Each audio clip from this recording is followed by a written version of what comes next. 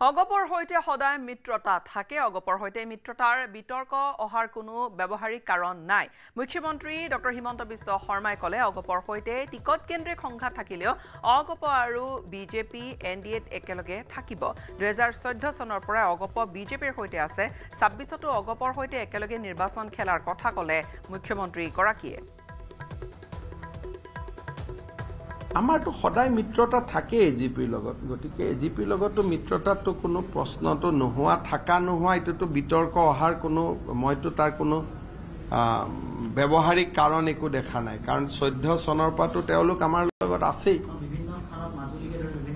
কোনোবা টিকেট লৈ হ'ব পাৰে কোনোবা জায়গাত বিজেপিও বিচাৰিব এজিপিও বিচাৰিব কোনোবাই পাব কোনোবাই নাপাব কোনোবাই নিৰ্দলীয় উঠিব এইবোৰ ইলেকশ্যন হলেতো হৈ থাকিব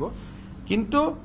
এজিপি আৰু বিজেপি এনডিএত একেলগে থাকিব আৰু আমি একেলগে ইলেকশ্যন উঠিম কিন্তু এতিয়া ধৰক জালুকবাৰীটো বিজেপিয়ে ললে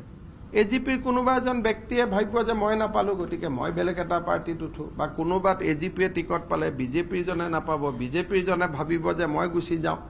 গতিকে সমষ্টি ভিত্তিক মন মিলোৱাটোতো 126টাত সম্ভৱ নহয় কিন্তু ৰাজ্যিক ভিত্তিত এজিপিৰ লগত আমাৰ মিত্ৰতা থাকিবই আৰু আমি মিত্ৰভাৱে আমি ইলেকশ্যন উঠিম